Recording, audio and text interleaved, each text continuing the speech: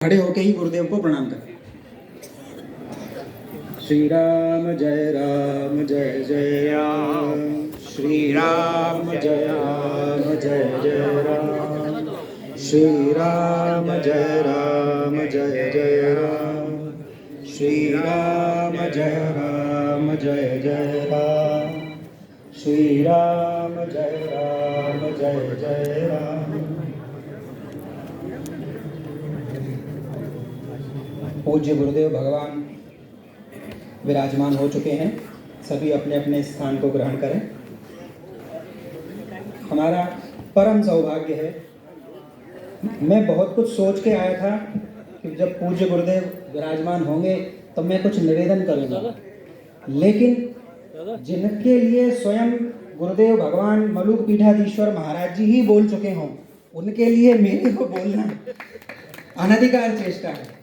पूज्य गुरुदेव भगवान जैसे गुरुदेव की अनुमति से ही कुछ बोल रहा हूं। जैसे राम जी के लिए कहा गया, आप प्रगट भय विधि न बनाए। पूज्य गुरुदेव से ही एक बार सुनने को अवसर प्राप्त हुआ।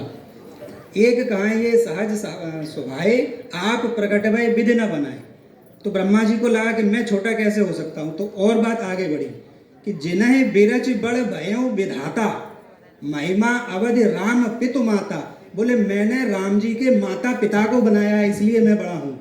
तो वो जिनको अभी हमने सुना, जिनसे हमने आशीर्वचन लिया, उनको भी गुरुत्व, उनको भी विद्या का प्रदान करने वाले परम पूज्य गुरुदेव ऐसे व्यासपीठ पर विराजमान है। ये हमारा सौभाग्य है। गुरुदेव पद वाणी प्रमाणज्ञ मैं निवेदन करूं, जिनके वाणी से एक शब्द भी संस्कार रहित नहीं है, व्याकरण से रहित नहीं है, ऐसी पूज्य गुरुदेव की वाणी अमुष्य विद्या रसनाग्र नर्तकी, साक्षात सरस्वती माता जिनकी जिह्वा पर विराजमान है, ऐसे हमारे पूज्य गुरुदेव व्यासपीठ पर विराजमान है।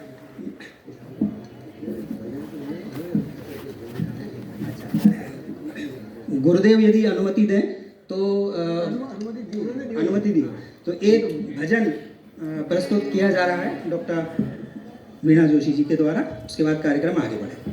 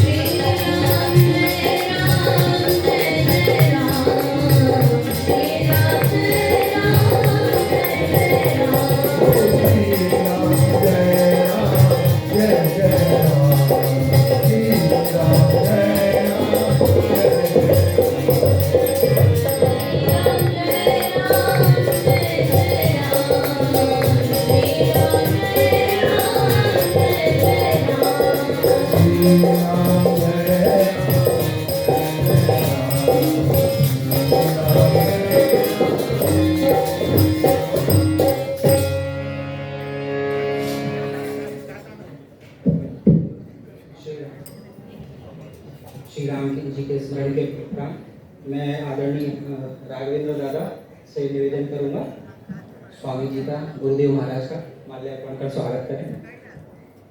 पूज्य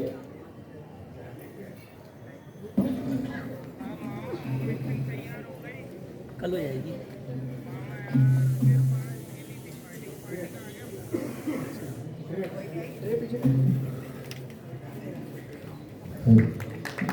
जय जय रघुवीर समर्थ।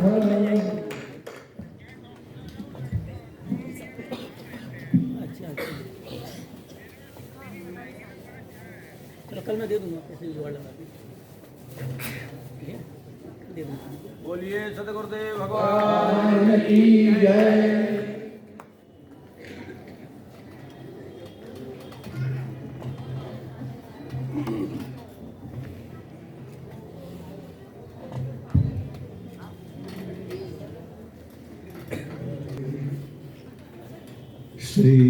श्रीतारानायक शेखराय जगदाधाराय धाराधरत छायाधारक गंधराय गिरिजा संगैक श्रृंगारिणे नद्या शेखरिणे वृषातिलकिने नारायणे नास्त्रिणे नागैकङ्कणिने नघेन गृहिणे नाथाय सेयं नतिः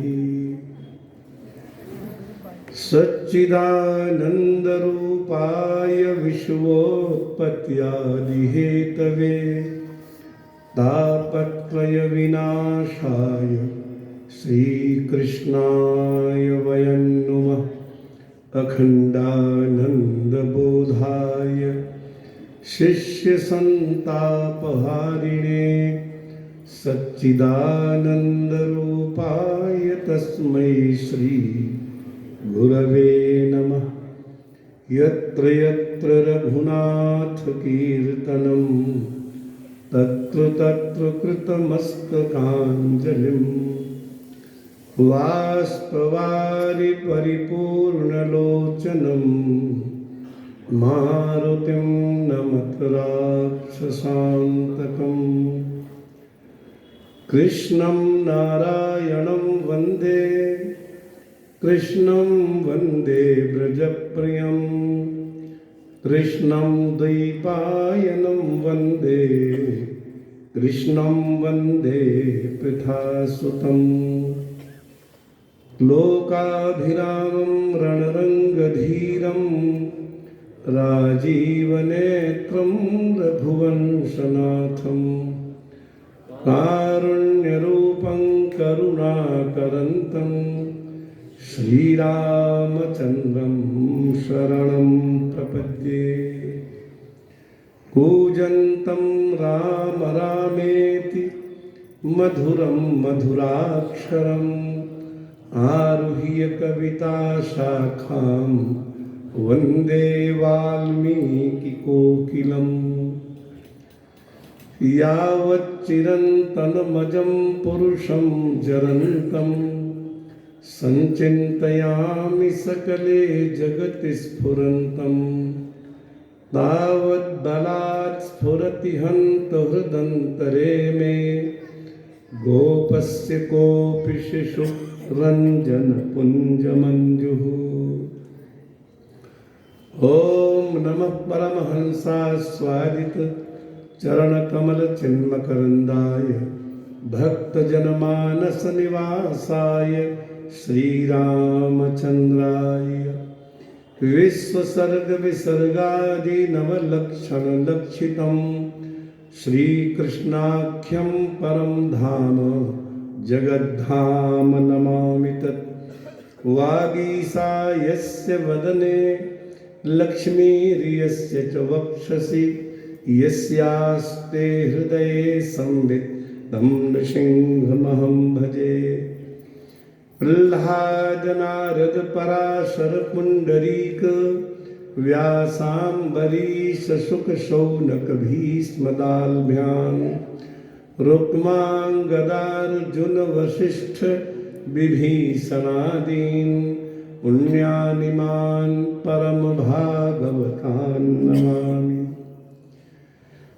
विभूषितानेनङ्गरिपूत्तमाङ्गा सद्यकृतानेकजनार्तिभङ्गा मनोहरोत्तुङ्गचलत्तरङ्गा गङ्गा ममाङ्गान्यमलीकरोतु गङ्गा ममाङ्गान्यमलीकरोतु।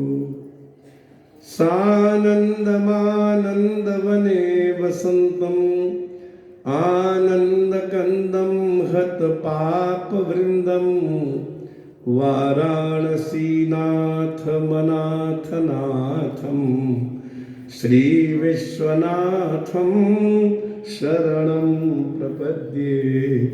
श्रीविश्वनाथं शरणं प्रपद्ये। हरिः ओम। जड़ चेतन जग जीव जत सकल राममय जानि वंदो सबके पद कमल सदा जोरि जुग पानि। अपने अपने घरन की सब काहू को पीर तुम ही पीर सब घरन की। धन्य धन्य रघुवीर धन्य धन्य यदुवीर। सियावर रामचंद्र जी की पवन सुत हनुमान जी की। श्री उमापति महादेव की। श्री राधावर कृष्ण चंद्र जी की। बोलो भाई सब संतन की, महात्मा तुलसीदास जी की। बोलिए श्री व्यास भगवान की, श्री सुखदेव भगवान की, श्री वाल्मीकि भगवान की, गंगा माता की, श्री यमुना महारानी की, श्री नर्मदा अम्बा की, श्री सरयू मैया की। भगवत स्वरूप समर्थ श्री रामदास गुरुदेव की जय। श्री वासुदेव महाराज की जय। समागत समस्त अभ्यागतों की जय। जय जय श्री राधे। गोविंद जय जय गोपाल जय जय गोविंद।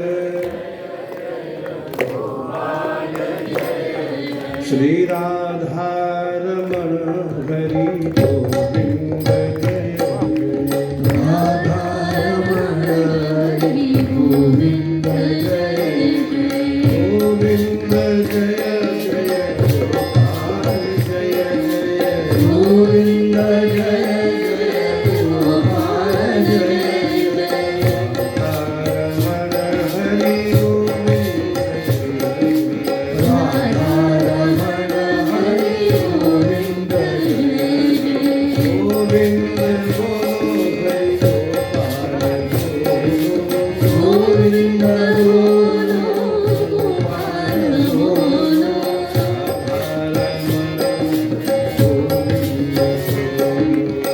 राधा रमण हरि गोविंद गोविंद जय जय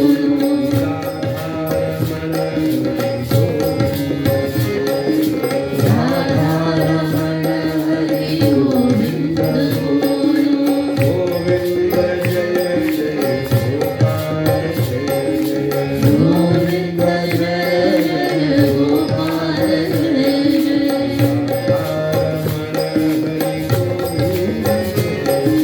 राधा रमण हरि गोविंद जय जय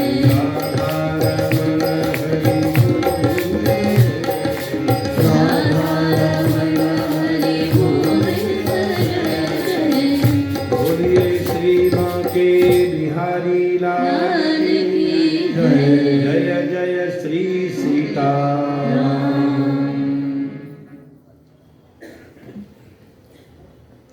शरणागत वत्सल भक्त वत्सल अनंत कल्याण गुणगण निलय सकल हेय प्रत्यनीक परमात्मा श्री राघवेंद्र सरकार की मंगलमयी अनुकंपा और हमारे आपके सबके पूर्व पुरुषों के पुण्य के फलस्वरूप इस मंगल में सत्संग सत्र में विराजमान समस्त वंदनीय आचार्यगण, यहाँ के पूज्य महंत जन, संत जन, भगवत चरणालोगी सज्जन, भक्त जन एवं भक्तिमयी स्नेहमयी वंदनीय माताएं, श्रद्धेया बहनें, बेटियां। सत्संग का लाभ बिना पुण्य के नहीं मिलता। संत विशुद्ध मिलहि परितेहि, चितवहि राम कृपा करिजेहि। भगवत कृपा का यह प्रत्यक्ष फल है। और यहाँ तो राम नाम जी की ज्योति जागृत है। ये स्थान अत्यंत प्राचीन होते हुए भी उसी तरह अत्यंत नवीन है। जैसे गंगा की धारा, भगीरथ को अगर विचार करेंगे तो बहुत पुरानी है, क्योंकि भगीरथ के अनेक पीढ़ियों के बाद भगवान श्री राघवेंद्र सरकार का प्राकट्य हुआ। भगीरथ के पुत्र सुत थे, सुत के पुत्र नाभ थे, नाभ के पुत्र अयुतायु थे, अयुतायु के पुत्र सिंधुद्यूप थे, सिंधुद्यूप के पुत्र ऋतुपर्ण थे, ऋतुपर्ण के पुत्र सुदास थे, सुदास के पुत्र अस्मक थे, अस्मक के पुत्र मूलक थे, मूलक के पुत्र ऐडविड थे, ऐडविड के पुत्र थे दशरथ, दशरथ के पुत्र थे विश्वसह, विश्वसह के पुत्र थे खट्वांग, खट्वांग के पुत्र थे पृथुश्रवा, पृथुश्रवा के पुत्र थे दीर्घबाहु, दीर्घबाहु के फिर हुए दिलीप, फिर हुए रघु उनके पुत्र अज, फिर उनके दशरथ दूसरे, और तब श्री राम जी आए। तो पंचांगों में लिखा रहता है कि श्री राम रावण युद्धस्य गताब्दाह, लगभग 9 लाख वर्ष पूर्व, और भगीरथ तो उनके कितनी पीढ़ी पूर्व थे। और गंगा भगीरथ लाए।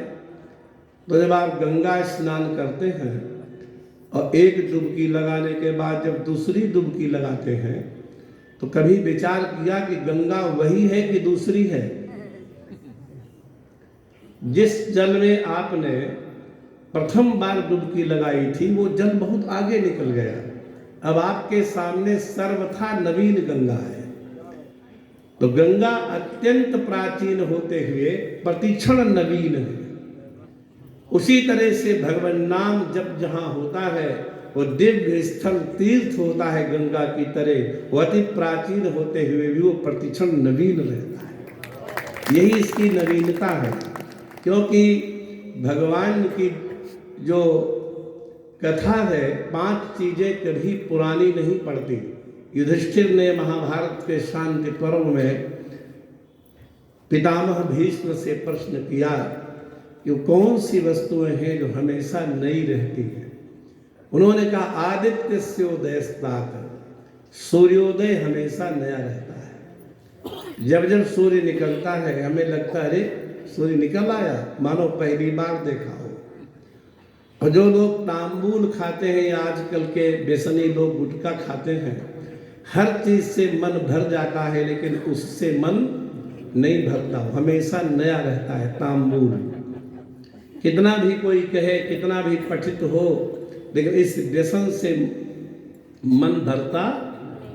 और भारतीय कथा और भगवान की जो कथा है वो कभी पुरानी नहीं पड़ती।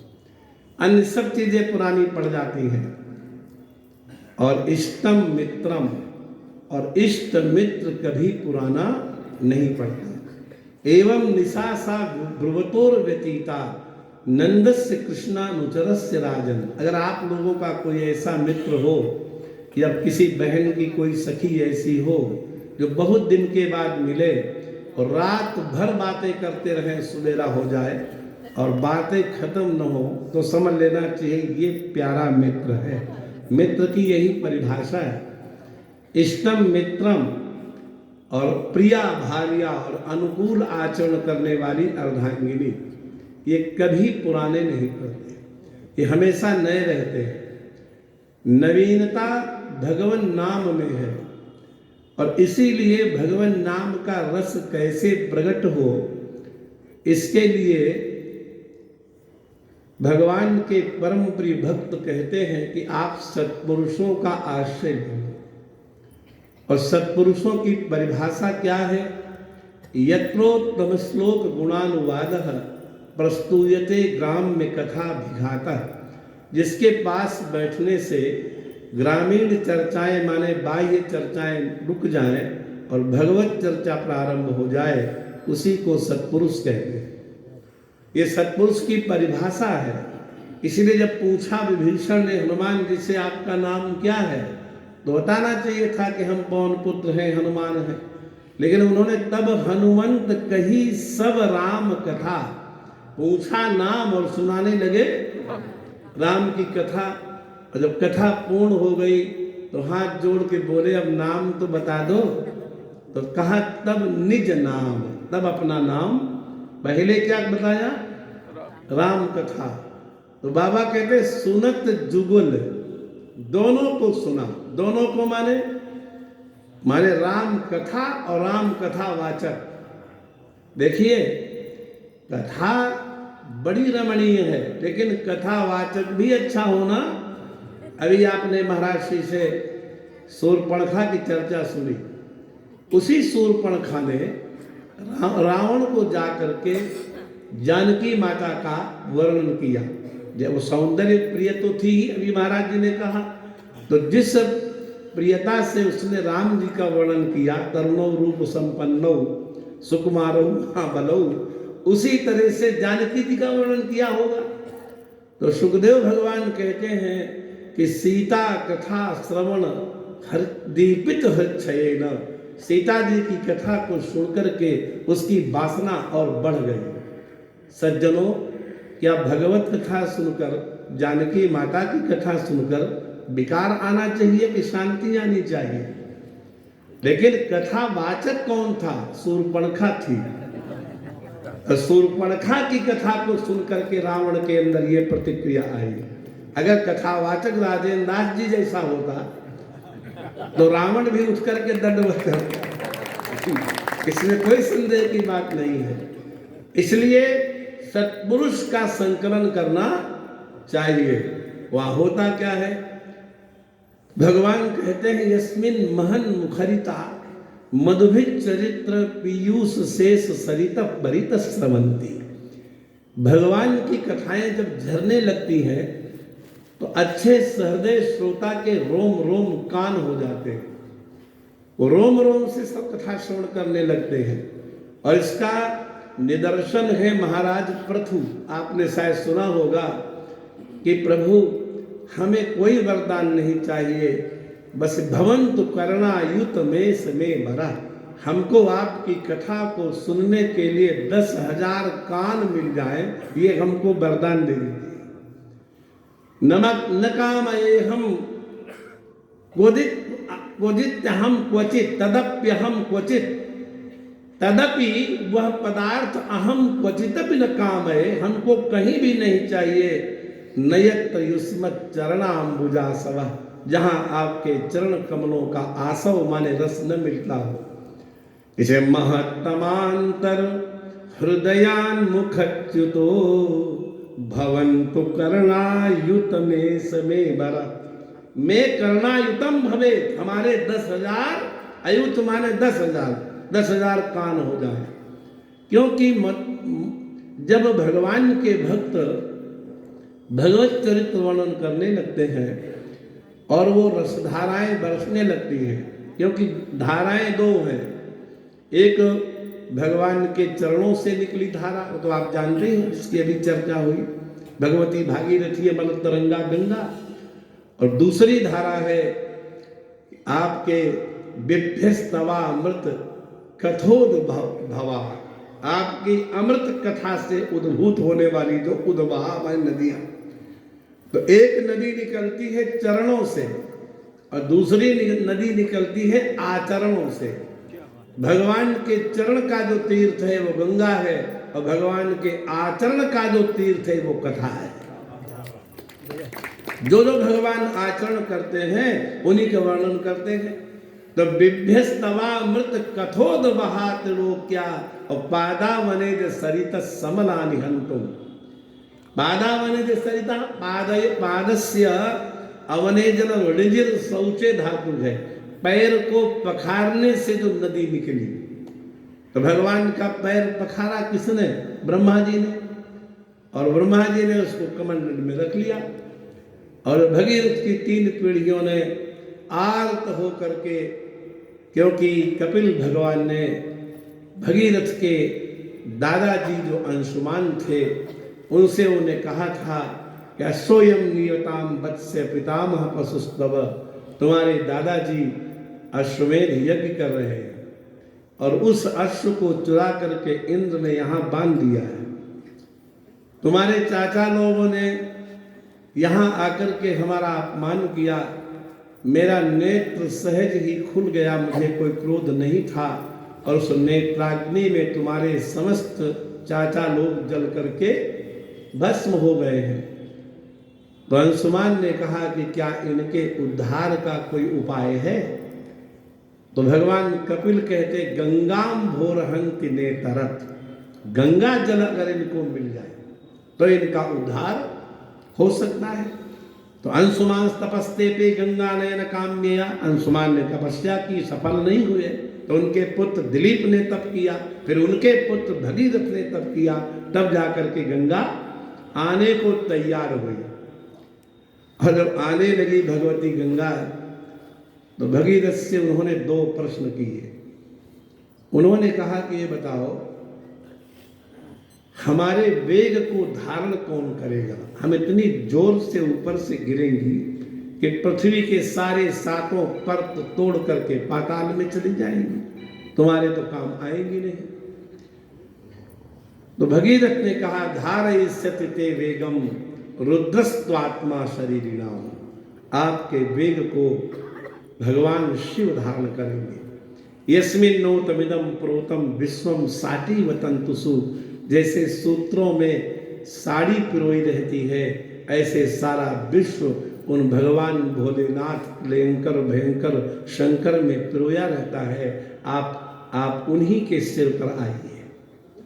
तो गंगा ने कहा इस प्रश्न का समाधान तो तुमने कर दिया, लेकिन किंचाहम न भुवम यास्ये नरामयी आमृजन्त्यघम, हम पृथ्वी पर नहीं आना चाहते।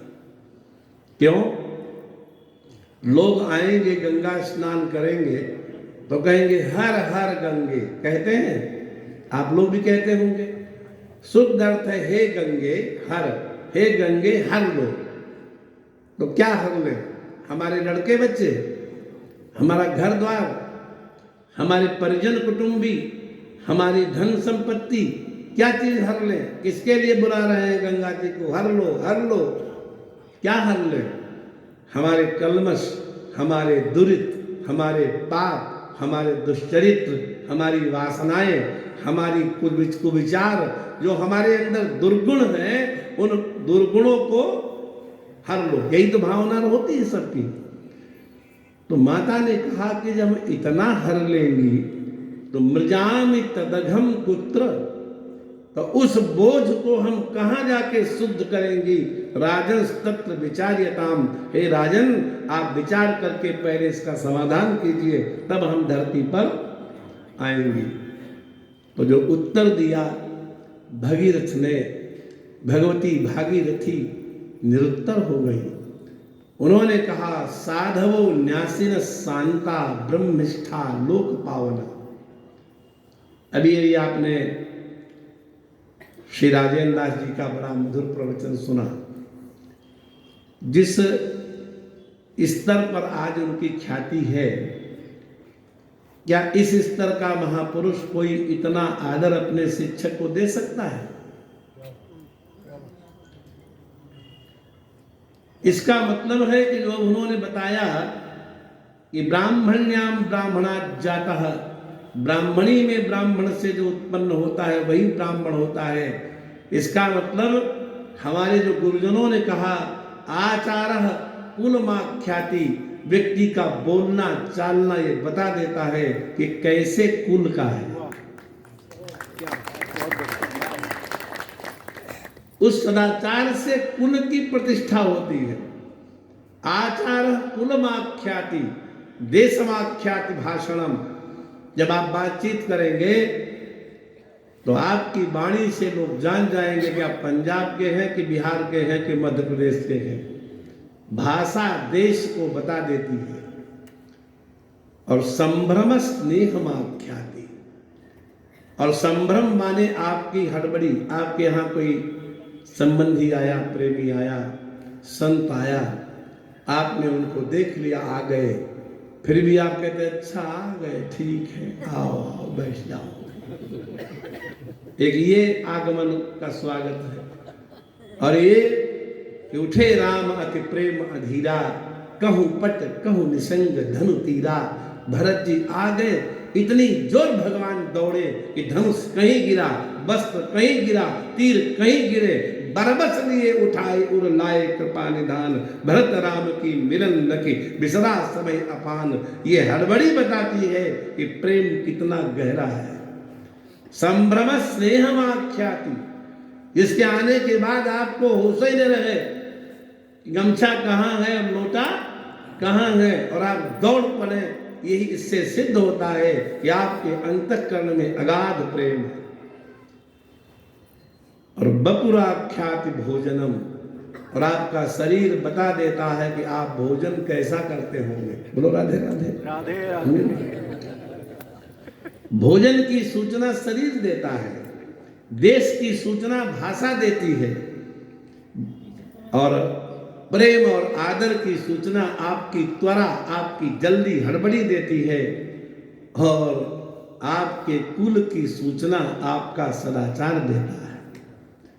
आप कैसे बोलते हैं, कैसे उठते हैं, कैसे चलते हैं, कैसे आदर अपने माता पिता का करते हैं, पता लगता है।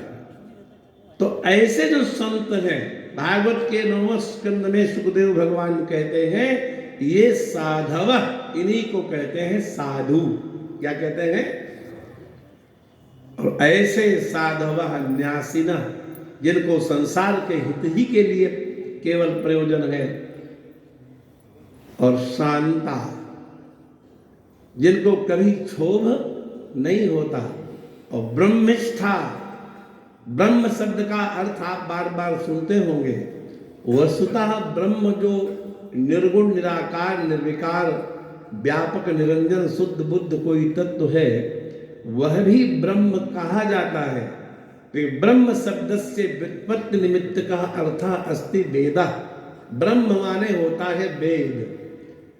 इदम भागवतम नाम पुराणम ब्रह्म संहितम। ब्रह्म संहितम इत्युक्ते वेद तुल्यम।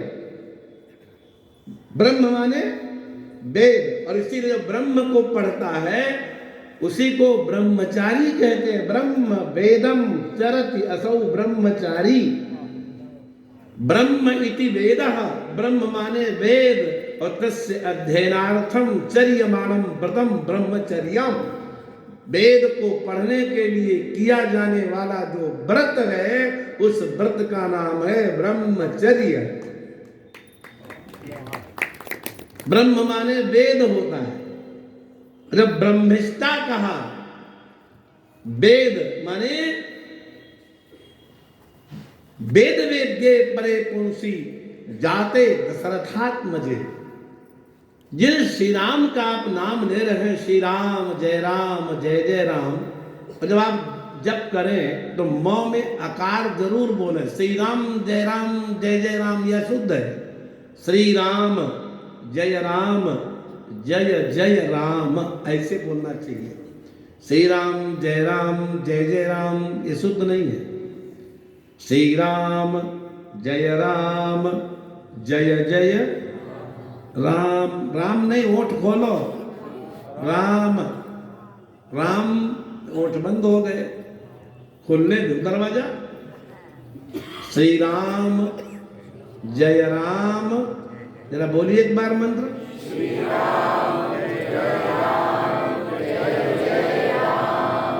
हाँ, राम नहीं, राम। मुंह खोलो। अशुद्धम मां ब्रूहि। दुष्टो मंत्रः स्वरतो वर्णतो वा मिथ्या प्रयुक्तो न तमर्थमाह। सबाग वज्रो यजमानम हिनस्ति यथेन्द्र शत्रु स्वरतो पराधा। एक त्वष्टा नाम के बहुत बड़े आचार्य थे, उनको भगवान के ऊपर बड़ा क्रोध आ गया, भगवान इंद्र, देवेंद्र के ऊपर। उन्होंने कहा इंद्र हंता पुत्र पैदा करेंगे। यज्ञ शुरू किया, मंत्र बोलना था, इंद्र शत्रो विवर्धस्व। लेकिन इंद्र पर था क्रोध, तो बोलने लगे इंद्र शत्रो विवर्धस्वे, इंद्र शत्रो विवर्धस्वे, इंद्र शत्रो, ई उदात्त बोलने लगे। गड़बड़ हो गया। इंद्रस्य शत्रु, शत्रु शब्द का अर्थ होता सातयति तीक्ष्णधारेण खड्गेन खंडयति स्थिरः असौ शत्रु। शत्रु शब्द का शुद्ध अर्थ होता है तीखी तलवार से सिर काटने वाला। सातयत इति शत्रु। सातयत माने जो अलग करे, खंड खंड करे, उसका नाम। तो इंद्र को शत्रु माने इंद्र को खंडित करने वाला, मार डालने वाला पैदा हो, इंद्र से शत्रु। लेकिन गड़बड़ हो गया। इंद्र शत्रु यस्य, इंद्र मार डाले जिसको, ऐसा पैदा हो, यह अर्थ निकला। पैदा तो हुआ वृत्रासुर, लेकिन इंद्र ने उसको उल्टा मार डाला। ये अकार का दोष था, इदात, उदात्त, अनुदात्त और स्वरित का दोष था। श्री राम, जय जय राम। श्री राम जय जय राम।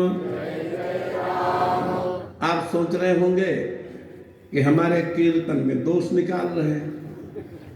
देखो, जैसे जल और पानी पर्यायवाची हैं, ऐसे ही विद्वान विपश्चित दोषज्ञ, विद्वान विपश्चित पढ़े लिखे के पर्यायवाची में नाम है विद्वान, विपश्चित और दोषज्ञ, दूसरे के दोष पकड़ने वाला। बोलो राधे राधे। अगर दोष ही न पकड़े तो काहे का पंडित। बोलो राधे राधे। हाँ, दोष पकड़ने वाला होना चाहिए, तभी काम चलेगा। तो ब्रह्मिष्ठ शब्द का अर्थ है शास्त्रज्ञ। क्या? तो आप बताइए, इस समय इतने प्रवचन करता संत हैं, पूज्य राजेंद्र दास जी ऐसा शास्त्रज्ञ कौन है? दूसरा बताओ ना, हम मान लेंगे। Wearer must know where to pinches, जिसकी बात सुनकर के बड़े बड़े विद्वानों का मन आनंद में भर जाए, वही तो विद्वान होता है। आज तो लोग जो मन में आ रहा है वो बोल रहे हैं, नाम चाहे भागवत का हो चाहे राम कथा का हो, सुनाएंगे वही जो उनको आता है। बोलो राधे राधे। आप शिव पुराण का बैनर लगवाते होंगे बहुत जगह, क्या हो रहा है? शिव पुराण हो रही है।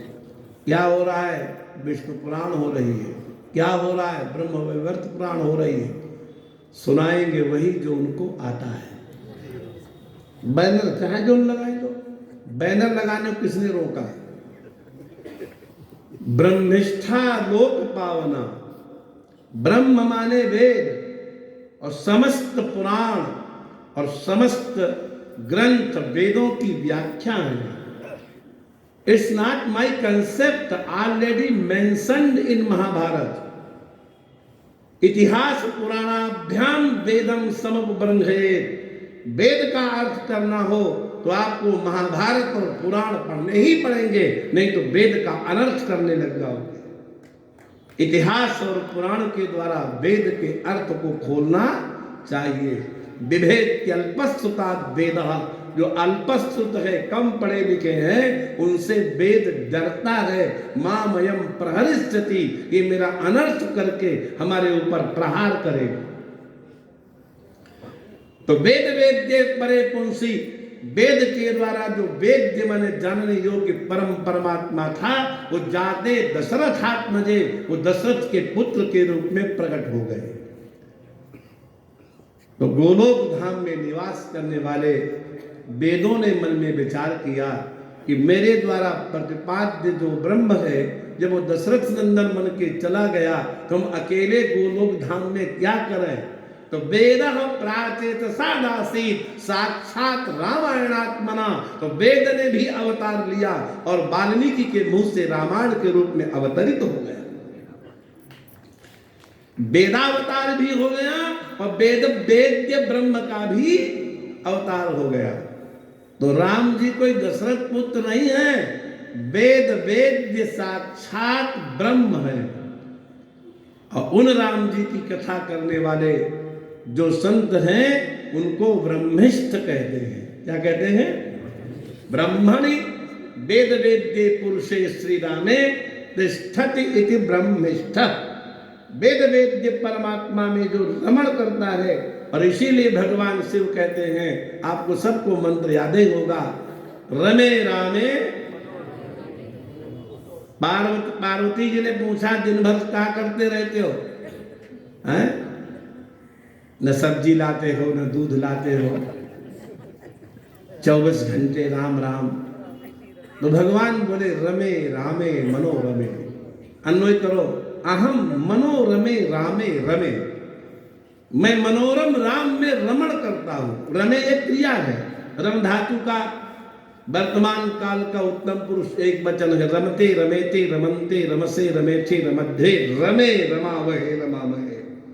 मैं राम नाम में रमण करता हूं। क्यों रमण करते हो? क्योंकि तत्तुल्यम सहस्र नाम, क्योंकि सहस्र नाम जो है वो उसके तुल्य है। एक बार की बात बताएं बिटिया, जो बिटिया है वो सुने। पार्वती जी का असली नाम क्या है? अन्नपूर्णा। क्या नाम है? तो उन्होंने बहुत बढ़िया भोजन बनाया। बहुत बढ़िया भोजन क्या होता है? मैंने बढ़िया अरहर की दाल बनाई, भरवा करेला बनाए, बड़ा बनाए, भिंडी बनाई, सूखी सूखी पराठा बनाए, साथ में बासमती चावल, फुल्का, चटनी, सलाद पूरा भर दिया और बड़ी थाली ला करके भगवान के सामने धर दी। शिव जी खाना चाहते थे, लेकिन कहा कि पुत्र कहाँ गए? तो बोले एक हेडक्वार्टर गया है, सेनापति है देवताओं का, और दूसरा कहीं भंडारा करने गया होगा, लड्डू प्रिय है। तो घर में कौन कौन? माता बोली तुलसी और 80। कौन कौन है? आप और?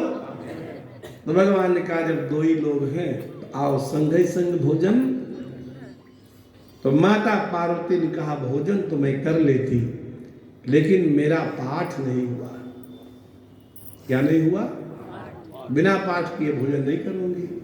कौन सा पाठ करती हो? विष्णु सहस्त्र नाम का पाठ करती हो। और विष्णु सहस्त्र नाम का विधिवत अगर रच के पाठ किया जाए तो 25 मिनट लगते हैं। आचार्य जी करते होंगे। जल्दी दौड़ोगे तो 20 मिनट हो जाएगा, और मुखे में गड़बड़ाओगे तो 15 मिनट में हो जाएगा, लेकिन आराम से करोगे तो आप सज्जनों सच सच बताओ, इतना बढ़िया भोजन जो हमने भी वर्णन किया किसी भूखे आदमी के सामने धर दिया जाए, 25 मिनट कौन कौन बैठा रहेगा? हाथ उठाओ। 15 मिनट। बड़ा मुश्किल है कि नहीं? तो भगवान शिव ने कहा हम तुम्हें एक नाम बता देते हैं, तुम उसका उच्चारण कर लो, तुम्हें विष्णु सहस्त्र नाम के जप का फल मिल जाएगा, और तुम हमारे साथ भोजन करो। बालकांड में तुलसी ने कथा एक चौपाई में लिख दी, सहस्र नाम सम सुन शिव बानी, जप जेई प्रिय संग भवानी। राम नाम 1000 नाम के बराबर है। आप श्री राम जय जय राम करते हैं तो आप एक ही लाइन में श्री राम, एक विष्णु सहस्त्र का पाठ हो गया। जय राम, जय शब्दस्यापि रामय वर्ता, जीयते असौ जयः, जो सर्वदा विजयी रहता है। और यह कीर्ति केवल भगवान की है, वो हमेशा विजयी रहते हैं। कृष्णावतार में तो जरासंध की सेना को देख के भाग खड़े हुए। केवल प्रभु राम ऐसे हैं जो सर्वदा विजयी रहते हैं। तो यह नित्यम जयति असौ जयः, जो नित्य विजयी ही रहते हैं, इसीलिए उनका नाम जय है। इसीलिए महाभारत के ग्रंथ का एक नाम है जय काव्य। सुने हो कि नहीं? क्या नाम है? जयस्य श्री कृष्णस्य काव्यम। जितने आपने ग्रंथ पढ़े हैं, चाहे पुराण पढ़े हैं, नाटक पढ़े हैं, उसमें कोई नायक होता है, कोई नायिका होती है, और वो नायक नायिका प्रायः पति पत्नी होते हैं। प्रायः चाहे शकुंतला दुष्यंत हो, चाहे नल दमयंती हो, चाहे श्री सीता। महाभारत का नायक नायिका कौन है? किसे बनाएंगे नायिका, किसे बनाएंगे नायक? महाभारत के नायक भगवान श्री कृष्ण हैं, और महाभारत की नायिका पांचाली याज्ञसेनी द्रौपदी है। यही एक ऐसा महाकाव्य है जहां नायक नायिका पति पत्नी नहीं है, लेकिन जगदम्बा का जो सहज स्वरूप है, चाहे वो गंगा रूप में हो, चाहे वो सीता रूप में हो, चाहे वो तुलसी रूप में हो, चाहे वो सरस्वती रूप में हो, देवी भागवत जैसे ग्रंथ में ये स्पष्ट कर दिया गया है कि द्वारकायाम रुक्मिणी सा, राधा वृंदावने बने, अयोध्यायाम तु सा सीता नित्यम रानी विराजते। जो अवध में सीता है वही श्री वृंदावन में राधा है, और वही द्वारका में रुक्मिणी। इससे सिद्ध होता है कि वो भगवती है, जो जगदम्बा, वही सब कुछ है। और जब आप श्री राम जय जय राम कहते हैं तो कहते ही आप इतने विष्णु सहस्त्र नाम का पाठ कर लेते हैं। इसलिए सहस्त्र नाम तत्तुल्यम विष्णु सहस्त्र नाम स्तोत्र तुल्यम। विष्णु सहस्त्र नाम का जो स्तोत्र है उसके तुल्य श्री राम का नाम है।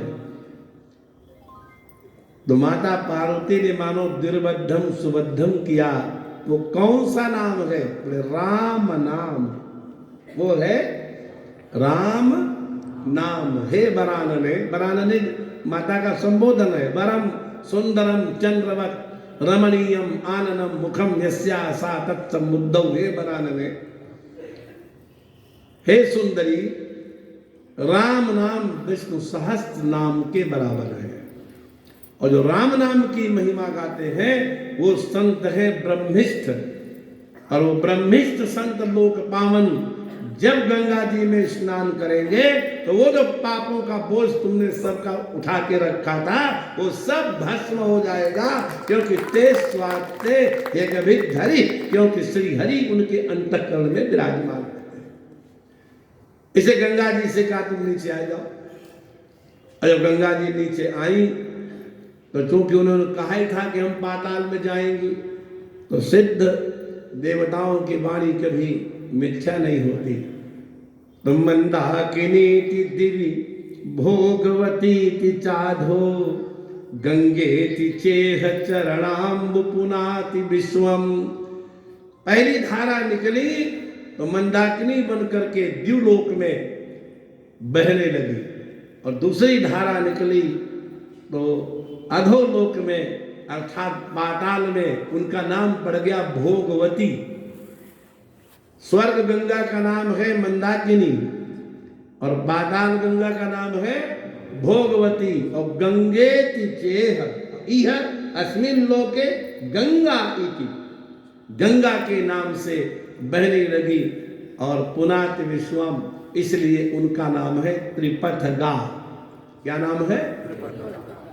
त्रिभ्यः पथिभ्यः गच्छति, तीन मार्गों से चलती है। और वो जो गंगा है वो भगवान का चरण तीर्थ है। क्या है? और भगवान की जो लीलाएं हैं वो भगवान का है आचरण तीर्थ। तो दो तीर्थ हुए, कौन कौन? चरण तीर्थ और तद्विभ्यस्तवामृत कथोदवहास्त्रिलोक्या पादावनेज सरितस्समलानि हन्तुम। अब इन तीर्थों का सेवन कैसे करें? एकादश स्कंद के 6ठे अध्याय में देवता लोग आकर के स्तुति करते हैं श्री हरि की। कहते प्रभु आपकी दोनों धाराएं बह रही हैं इस समय पृथ्वी पर, चरण तीर्थ गंगा के रूप में और आचरण तीर्थ कथा के रूप में। इनका सेवन कैसे करें? तो अनुश्रवम श्रुति भी, अनुश्रवम अनुश्रूयते इति अनुश्रवः तस्मात् आगतम अनुश्रवम। हमारे गुरुजी ने हमको बताया, उनके गुरुजी ने उनको बताया होगा, उनके गुरुजी ने उनको बताया होगा। सबके गुरु होंगे कि नहीं? और गुरु पे अगर आप बढ़ते जाओ बढ़ते जाओ बढ़ते जाओ तो अंत में नारायण मिल जाएंगे। नारायण ने ये कथा अपने शिष्यों को सुनाई। और भगवती कथाओं की दो परंपराएं, यहाँ तो जो राम कथा है तुलसी की, उसमें तो स्पष्ट लिखा हुआ है कि शंभु की यह चरित सुहावा। इसके आचार्य कौन है? हाँ, शंभु जी। और शंभु जी ने ही तीन पुनि काग भुसुंडी ही तीना। भगवान शिव, शिव के बाद काग भुसुंडी, राम भगत अधिकारी कीन्हा। और तेहिसन जाग बलिक पुनि पावा। बताइए, कौवे को गुरु बनाया याज्ञवल्क्य ने। वो याज्ञवल्क्य जो जनक जी की सभा में हजारों विद्वानों के बैठे हुए, शायद आपने कथा सुनी हो कि जनक जी ने एक बहुत बड़ा यज्ञ किया था और यज्ञ में दक्षिणा हो गई 1000 सुंदर गायें, सोने से सींग मढ़ा करके, चांदी से खुर मढ़ा करके, रेशमी दुशाना डाल करके, सोने की मोतियों की माला पहना करके यज्ञशाला के द्वार पर खड़ा कर दिया और उंगली उठाकर कहा, आप लोगों में सर्वोत्तम ब्रह्म ज्ञानी हो, वो इन गायों को ले जाए। सन्नाटा छा गया। कौन कहे कि हम सर्वोत्तम हैं? बहुत देर तक सब बैठे रहे। अंत में याज्ञवल्क्य ने अपने शिष्यों से कहा कि गायें हाँक लो। और जब गायें हाँकने लगे तो उस सभा में एक विदग्ध नाम का विद्वान बैठा था। उसका नाम था विदग्ध। उसने कहा, भवान एव तावत् सर्वोत्तम ब्रह्म ज्ञान संपन्न, आप ही सबसे बड़े ब्रह्म ज्ञानी हैं, और यदि हैं तो हमारे प्रश्नों का उत्तर दीजिए। तो याज्ञवल्क्य ने आ जाओ। तो पूछने लगे और वो बताने लगे। आज समस्या कलयुग की ये है सज्जनों कि हमारा जो दिव्य ज्ञान था वो धीरे धीरे लुप्त हो रहा है। कथाओं में हम लोग दर्शन भाग तो पहले ही भूल चुके थे, अब तो कथा भाग भी लुप्त हो गया। बचा कुछ नहीं है, केवल ताली बजाना बचा है। क्या बोलो? हाँ। और श्रोता नहीं चाहेंगे तो सारे ग्रंथ लुप्त हो जाएंगे। जब आप कुछ भी सुनने को तैयार रहते हैं तो जो सौदा बिकने लगता है वही लोग बेचने लगते हैं। ये श्रोताओं की जिम्मेदारी है कि आप जिस पुराण की कथा सुने, यद्यपि कोई अगर आचार्य ऐसे हो, नाराज न हो, मूल भागवत का गुटका या वाल्मीकि रामायण का मूल गुटका जिसमें एक भी अक्षर हिंदी न हो, ऐसे पकड़ो और यूं खोल दो, और जहां से खुल जाए पंडित के सामने रख दो। जो उस पन्ने कथा सुनावे कथावाचक। इस वाले पन्ने में कौन सी कथा है? कितने सुनाएंगे? न मानो, ये प्रयोग करके शुरू कर दो, और उसी जब जो नंबर खुले उसी का हिंदी अनुवाद लेके खुद बैठ जाओ। वो बोलने लग जाए तो मिलाने लग जाओ कि गलत तो नहीं बोल रहे हैं। कई बचेंगे कथावाचक। बड़ी जोर का अनर्थ हो रहा है। ग्रंथों की रक्षा तभी होगी जब सभी लोग चाहेंगे। आज शास्त्र पढ़े हुए लोग कोने में बैठे हुए हैं और 1 लाख व्यक्तियों की भीड़ इकट्ठा करते हैं, प्रारब्ध बस वही सिद्ध बने हुए हैं। जिनको किसी भी शास्त्र के किसी भी मंत्र से कोई लेना देना नहीं है, वो विश्व प्रसिद्ध बने हुए हैं। आप लोग सब जान ही रहे हो। ऐसा रहेगा तो धर्मशास्त्र लुप्त हो जाएंगे।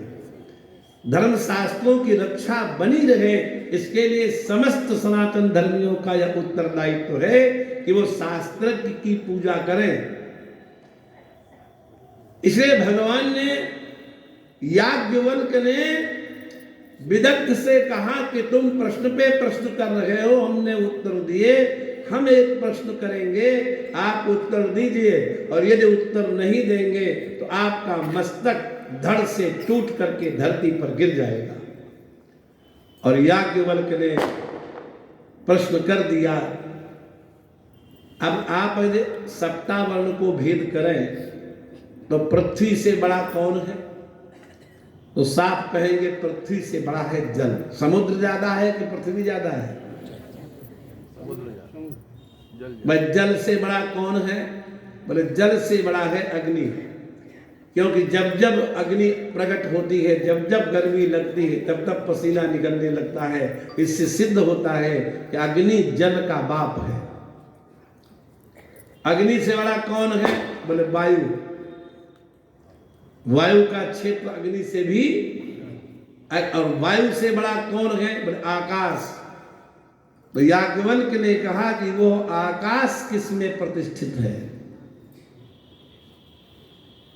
बताइए, आकाश से बड़ा कौन है? आकाश तो अनंत है ना।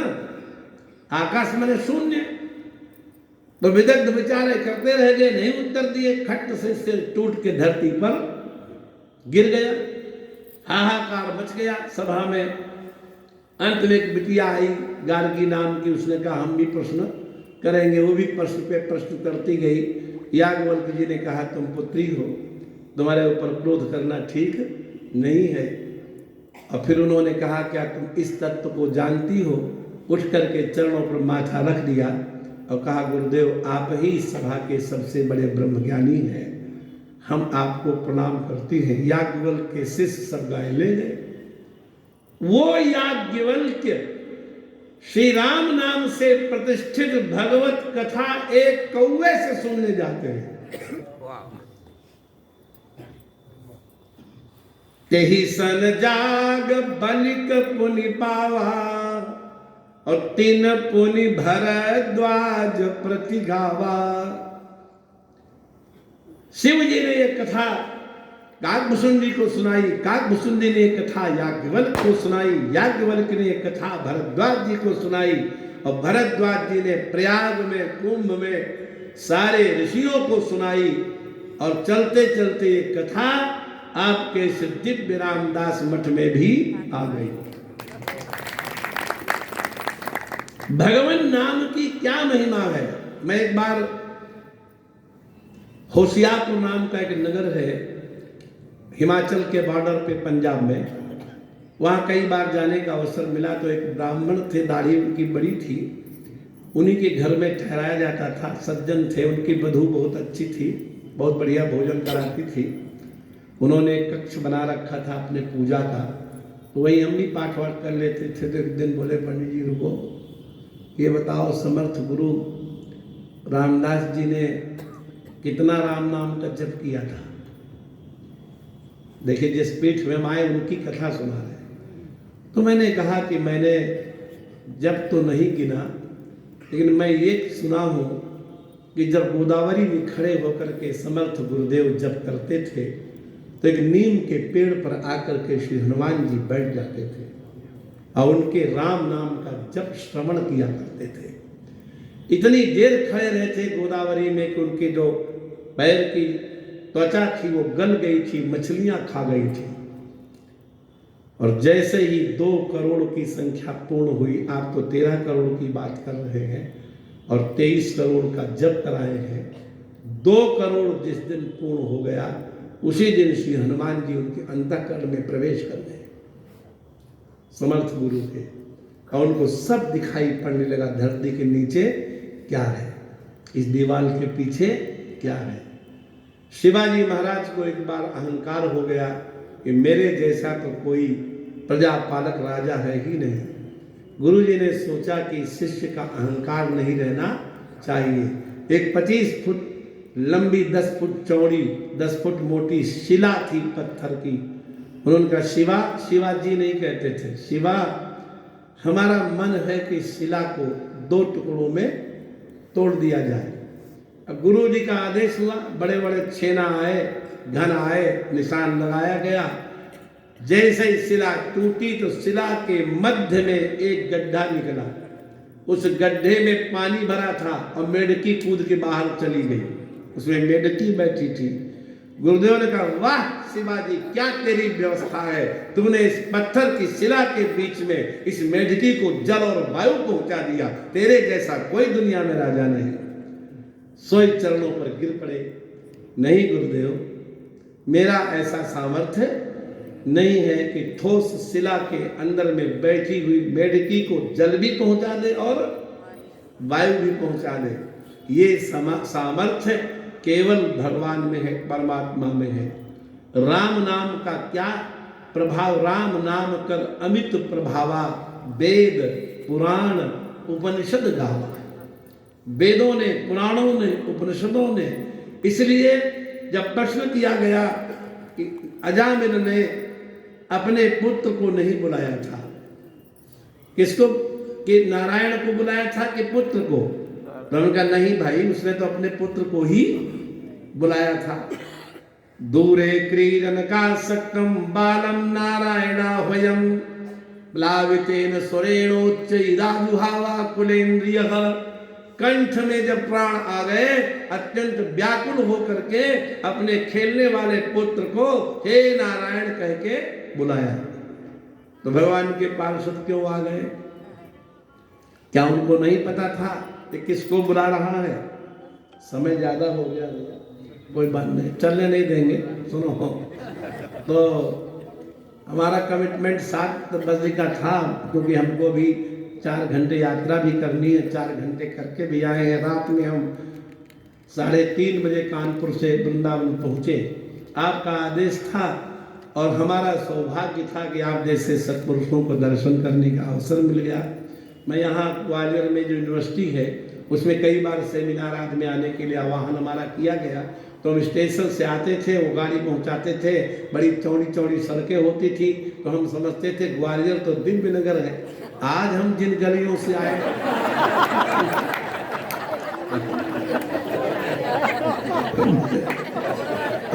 तो हमको पता लग गया ये भी अलीगढ़ जैसा ही है,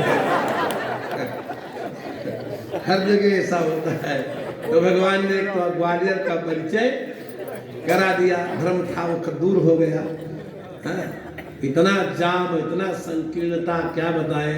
मैंने 15 मिनट की रास्ता 2 घंटे में पूरी होती है। बोलो राधे राधे। तो खैर हमारा सौभाग्य था आप लोगों का दर्शन करने का। ग्वालियर में यूनिवर्सिटी में उस रूप में हम आते थे, प्राचार्य थे जब राजेंद्र नाथ जी वहाँ पढ़ते थे हमारे कॉलेज में। तो ये जो विश्वविद्यालय है, बड़ा प्रख्यात विश्वविद्यालय है आपका, जो ग्वालियर का है।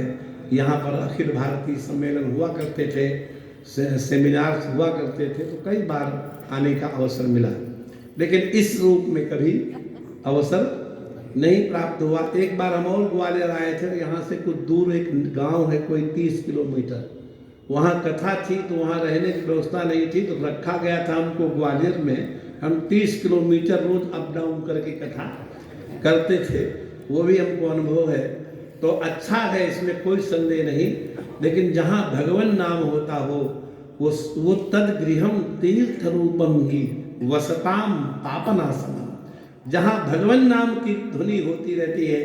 125 वर्ष जब महाराज जी को ही यहाँ पर जो है उनको हो गए, तो जरा विचार कीजिए कि कितना नाम ध्वनि यहाँ हुई होगी, और उस नाम ध्वनि में प्रभाव क्या है कि अजामिल से कहा गया कि तुमने किसका नाम लिया? बोले अपने पुत्र का। तो नारायण के पार्षद कैसे आए? आप लोग यहाँ बैठे ईमानदारी से एक बात करो, 2-3 बार नींबू नींबू इमली इमली याद करके बोलो। मुंह में पानी आ गया? नहीं आया किसी के? ये शब्द का प्रभाव होता है। शब्द अपने अर्थ को प्रकट करता है। आपकी सभा में अगर 2 देवदत्त बैठे हो और पीछे से कोई आवाज लगाए देवदत्त, तो दोनों मुड़ के देखेंगे कि एक? बोलो,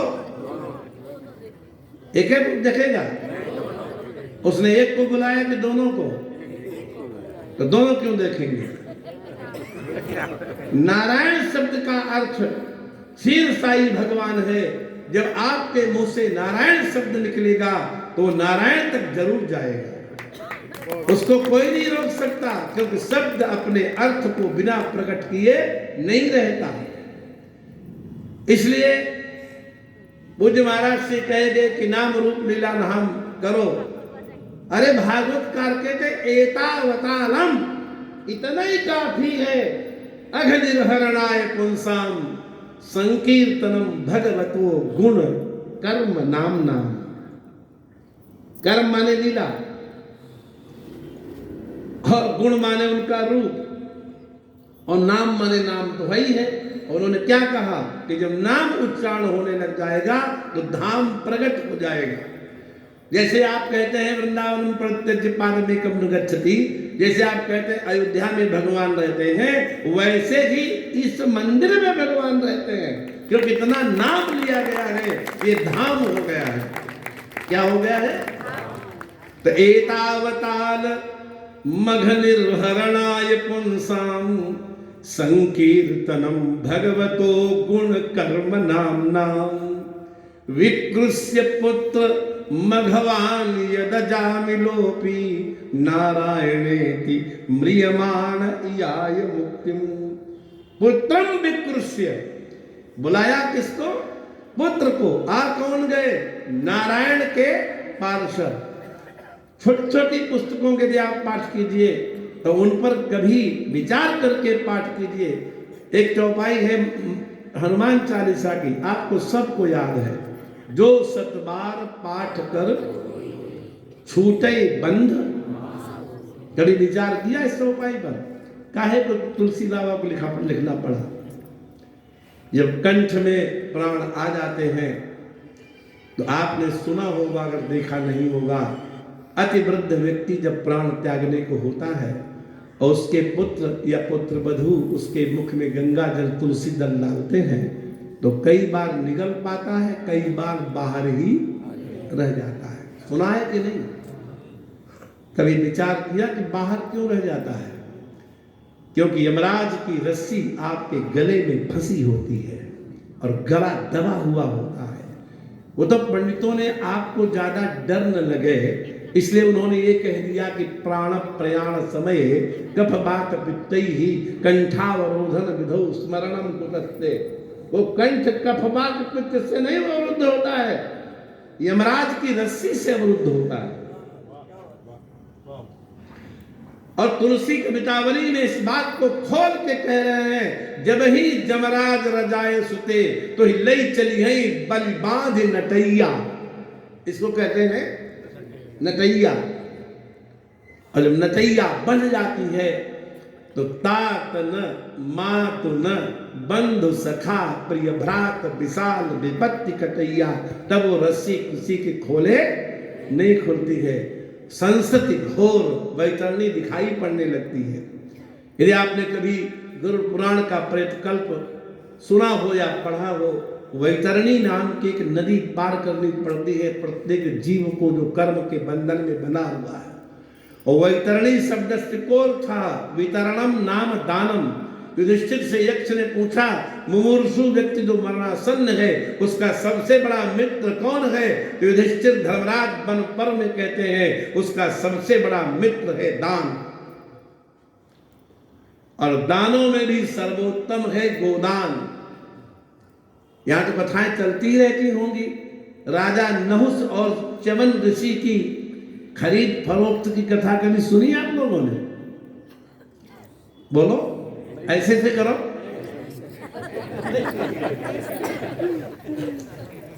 च्यवन नाम के महात्मा यमुना जल में डूब करके कर रहे थे तपस्या, और कईवर्तों ने, कहारों ने जाल डाला मछलियों को पकड़ने के लिए। च्यवन ऋषि उसमें फंस गए, खींच करके निकाला। कईवर्त थर थर कांपने लगे, हाय महात्मा का क्रोध। उनका ना डरो मत, तुम मुझे राजा नहुस के पास ले चलो। उस समय चक्रवर्ती सम्राट कौन थे? राजा नहुस, ययाति के पिता। और वो उनसे, हम तुमको हमारा उचित मूल्य दिलवा देंगे और तुमको तुम्हारे परिश्रम का फल मिल जाएगा, लेकिन हमको जाल सहित ले चलो। तो जाल को समेट करके 4-6 कहारों उठा उनको धरा कंधे पे और ले जाकर राजसभा में धर दिया। उस सीन की कल्पना कीजिए कि जाल के अंदर बाबा जी बंद रहे, 4-6 मछलियां भी फड़फड़ा रही संजय। समझ में आ रहा है कि नहीं बात? राजा नहुस उठ करके खड़े हो गए, दंडवत किया। ये क्या महाराज, जाल में बंद है। च्यवन ऋषि ने कहा, कईवर्तों से कुछ मत कहो, इन्होंने परिश्रम करके मुझे पकड़ा है। राजन, तुम मेरा उचित मूल्य दे करके मुझे इनसे खरीद लो और हमें मुक्त कराओ। राजा नहुस कहते हैं, हम 1 करोड़ स्वर्ण मुद्राएं देकर के आपको इन कईवर्तों से खरीद रहे हैं। च्यवन बोले, राजन आप हमारा उचित मूल्य नहीं लगा रहे हैं, उचित मूल्य लगाइए। राजा घबरा गया। 10 करोड़ स्वर्ण मुद्राएं, आधा राज्य ले ले। राजा से कहा, आखिरी बार है, अब हम तुम्हें श्राप देंगे, तुम आधा राज्य देकर के मुझे खरीदना चाहते हो, तुम मेरा उचित मूल्य नहीं लगा रहे हो। नहुस घबरा गए, हम आपकी शरण में हैं प्रभु, आप ही बता दीजिए कि आपका उचित मूल्य। बोले मैं नहीं बताऊंगा, जाओ अपने गुरुजनों से पूछो। इसी जगह पर गुरु जी की जरूरत पड़ती है। जाओ अपने पुरोहितों से पूछो। और गुरुजनों और पुरोहितों की शरण में गए। उन्होंने कहा तुम घबरा क्यों रहे हो? एक कपिला गाय जो खूब दूध देती हो और बछड़ा उसके साथ हो, उनकी परिक्रमा करा करके कहो मैंने तुमको इस गाय से खरीद लिया। राजा बड़ा प्रसन्न हुआ, सुंदर एक दूध भरी गाय बछड़े सहित लाया और च्यवन ऋषि की परिक्रमा करा। कहा महाराज इस गाय के बदले मैंने आपको खरीद लिया। तुरंत जाल खोल करके खड़े हो गए। राजन तुमने मेरा मूल्य सही लगा दिया है, इसलिए मैं अब बहुत प्रसन्न हूं। तुम इन कैवर्तों को ये गाय देकर मुझे मुक्त करा दो। मरणासन्न व्यक्ति को इसीलिए गोदान कराया जाता है। और आज भी उनके लड़के 11.25 रुपया देके ही गोदान करा लेते हैं। आपने तीर्थों में देखा होगा, एक बछिया बंधी रहती है और उसी की पूंछ 2000 आदमी पकड़ के गोदान का फल ले लेते हैं। धर्म के साथ ही छल। बोलो राधे राधे। वितरणम दानम, वितरण माने दान, और सर्वोत्तम दान है गोदान। और वितरणेन दानेन तीर्यते इति वैतरणी। जो वितरण करके दान करके जो पार की जाती है उस नदी का नाम, और उस नदी में पानी का है कब भरा है, कभी सुना है? जिसने सुना है बताओ। फोड़े के अंदर से क्या निकलता है? गाढ़ा गाढ़ा, उसी का पानी भरा है। बालों के सेवार हैं, खोपड़ियों के कछुए हैं, आंखों की जोंकें हैं, हड्डियों के केकड़े हैं। और जब पापी को आते हुए देखती है तो बैसनी उबलने लगती है और खौलने लगती है। ये कथा नहीं है, यही होता है। और उस बैतरणी को जब वो वृद्ध पुरुष जिसके गले में रस्सी पड़ी है जब वो देख लेता है, वहीं से दिखाई पड़ती है संसति घोर पुकारत आरत और नहीं तहाँ कोई डटैया। एक कृपालु तहाँ तुलसी दशरथ को नंदन बंद कटैया। अगर आप माला में कितने दाने होते हैं? गिने कितने जाते हैं? 100। तो तुलसी बोले जो 7 बार पाठ कर कोई, केवल राम नाम की एक माला भी कोई जीवन में कर ले डेली, और जिस दिन मरणासन्न होगा और उसको राम नाम की माला नहीं कर पाया होगा और उसको याद आ जाएगी आज राम नाम नहीं जपा, तो फट से वो गांठ खुल जाएगी, छूटे बंद। राम नाम से बढ़कर के और कोई साधन, इसे भुसुंडी कहती हैं। आप लोग गिनो, साधक सिद्ध विमुक्त उदासी, कवि को विद कृतज्ञ सन्यासी। बताओ इतने गुण एक में कहीं आ सकते हैं? जोगी सूर सुतापस ज्ञानी और ब्रह्म निधर्म निरत पंडित विज्ञानी। गिनो, योगी हो, कोई वीर हो, कोई सिद्ध हो, कोई साधक हो, कोई मुक्त हो, कोई कृतज्ञ हो, कोई धर्मात्मा हो, कोई पंडित हो, लेकिन तरह ही न एक भी नहीं तरेंगे। तरह ही न बिनु से मम स्वामी। वो कौन? राम नमामि नमामि नमामि। केवल भगवान नाम है जो आपको पार करेगा। राम नाम एक अंक है। एक के ऊपर 0 लगाओ, कई गुना हो गया, और एक और 0 लगाओ तो 10 का 10 गुना। एक 0 लगाते जाओ, 10 गुना होता चला जाएगा। 8-10 0 लगा लो और 1 हटा लो, क्या कीमत रही? राम नाम एक अंक है। सब साधन में शून्य, अंक हटे ते शून्य है, अंक रहे 10 गुण। अंक रहना चाहिए। आपका कोई बहुत विशिष्ट अतिथि आया, जैसे भी हमने महादेव जी की भोजन की थाली का वर्णन किया, तो आपने बड़ी थाली में अचार रख दिया, नींबू रख दिया, पापड़ रख दिया, चटनी रख दी, लेकिन रोटी दाल रखना भूल गए। पेट भरेगो कि नहीं भरेगो? भर जाएगा। और सबरे पदार्थ भूल जाओ, एक कटोरा दाल और 4 रोटी धर दो, पेट भरेगो कि नहीं? तो एक प्रश्न है, फिर इन 4 कटोरियों की जरूरत क्या है? बोले इन कटोरियों की जरूरत है, थाली सूनी नहीं लगती, थाली भरी भरी।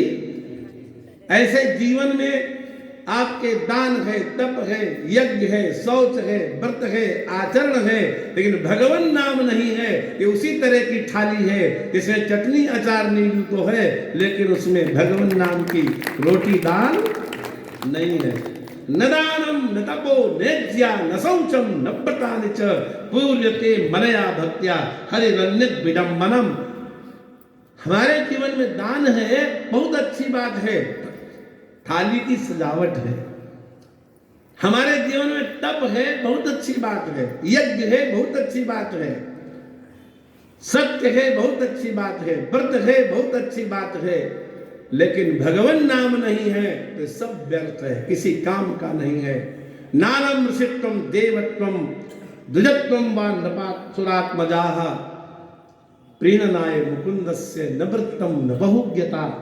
भगवान को प्रसन्न करने के लिए बहुत पंडित होना, ऋषि होना, देवता होना, ब्राह्मण होना जरूरी नहीं है, भगवत प्रेमी होना जरूरी है। और प्रेम का लक्षण क्या है कि जिसकी बिना कोशिश किए याद आवे।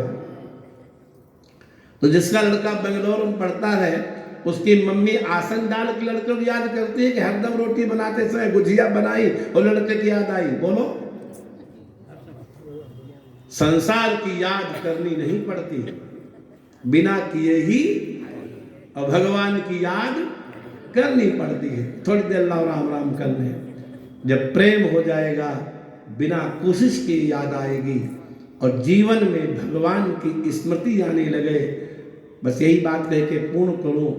आप लोग बड़ी कथा सुनते हैं, भरत जी ने 14 वर्ष क्या भोजन किया था, सुना है कभी? एक मुट्ठी जौ गोमूत्र में उबाल करके एक बार खाया था। और ये कोई हमारी कल्पना नहीं है, ऑलरेडी मेंशन्ड श्रीमद् भागवत के 9वें स्कंद में जब विभीषण ने कहा कि प्रभु हमारे यहाँ और रुक जाओ, 2-4 दिन गेस्ट हाउस में रहो, मैंगो जूस पियो, तो भगवान ने कहा कि हम मैंगो जूस कैसे पिए? गोमूत्र यावकम सुत्वा भ्रातरम बलकलांबरम। हमारा भाई 14 वर्ष से एक मुट्ठी जौ गोमूत्र में उबाल के खा रहा है, एक दिन भी हम विलंब कर देंगे तो निश्चित है कि वो प्राण। ऐसा त्यागी भरत, जब हनुमान जी महाराज आए लंका से विजय करने के बाद, तो भरत के मन में भी ये इच्छा है कि जब आप वन में सेवा करते थे राम जी की, तो क्या कभी राम जी के मुंह से ये निकला कि जैसे तुम हमारे सेवक हो, ऐसे एक हमारा सेवक भरत अयोध्या में भी है। कहूँ कपि कबहू दास की नाई, सुमिर ही मोहि कृपाल गोसाई। क्या भगवान कभी हमारा स्मरण करते हैं? और नहीं करते हैं तो इसका मतलब मैं भगवत भक्त हो ही नहीं सकता। भक्त और भगवान का एक नाता है, याद आनी चाहिए, और याद प्रयास पूर्वक नहीं, ऐसा अभ्यास हो जाए कि बिना प्रयास के ही आपको भगवान की याद आने लग जाए, तो समझो कि भगवान नाम का जप सिद्ध हो गया। और भगवान नाम के अतिरिक्त कलयुग में हरेर नाम हरेर नाम हरेर नामैव केवलम कलौ नास्तेव नास्तेव नास्तेव गतिरन्यथा। और कोई गति है ही नहीं। अत्यंतम वयम आकृष्टा वयम संतुष्टा वयम। आप लोग हमारे पंडित जी श्याम डॉक्टर श्याम सुंदर पराशर जी के मित्र रहे हैं, इन्हीं शायद बताया कि इन्हीं के माध्यम से मुझे यहाँ नामांकित किया गया। अतीव श्रांतोपि तावत् भवादृशानां सत्पुरुषाणां दर्शनार्थम अहम अत्र सप्रयासं समागतः। अतीव धन्योस्मि। आकृष्टा वयम संतुष्टा वयम। आप लोगों को बार बार धन्यवाद देते हुए अपनी वाणी को विराम देंगे। बोलिए वृंदावन बिहारी लाल की जय। बोलिए सतगुरुदेव भगवान की जय।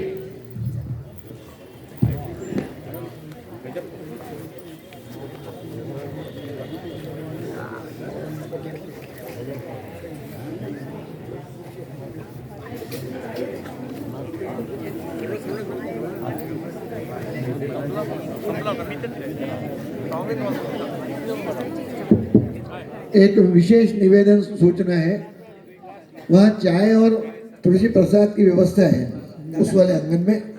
स्वल्पाहार की थोड़ी सी व्यवस्था है, कृपा करके आप लीजिएगा। एक सूचना है, अभी हम परम पूज्य गुरुदेव की वाणी से हम सभी कृतार्थ हुए। अभी जो वाणी आपने गुरुदेव भगवान की सुनी है, हम सबके पुण्य पुनः उदित होंगे और हमको 16 दिसंबर से द्वारिकाधीश मंदिर में पुनः थाटीपुर में, द्वारिकाधीश मंदिर थाटीपुर में पूज्य गुरुदेव भगवान की वाणी सुनने का पुनः अवसर प्राप्त होगा। श्री राम कुमार कटारे जी परम पूज्य गुरुदेव का स्वागत करते हुए हम सभी का बड़ा सौभाग्य रहा, परम पूज्य गुरुदेव की वाणी हमको सुनने को मिली। 16 दिसंबर से 22 दिसंबर द्वारिकाधीश मंदिर थाटीपुर में पूज्य गुरुदेव की वाणी सुनने का लाभ पुनः प्राप्त होगा। ये गुरुदेव का वैदुष्य इतना है कि वो यदि परंपरा देखी जाए विद्वता की, तो वाल्मीकि, व्यास और बाणभट्ट की कोटि के विद्वान हैं। और उसी परंपरा में यदि भक्त परंपरा देखी जाए तो पूज्य गुरुदेव तुलसीदास जी की परंपरा के, समर्थ स्वामी की परंपरा के वाहक हैं। हम कृतार्थ हुए।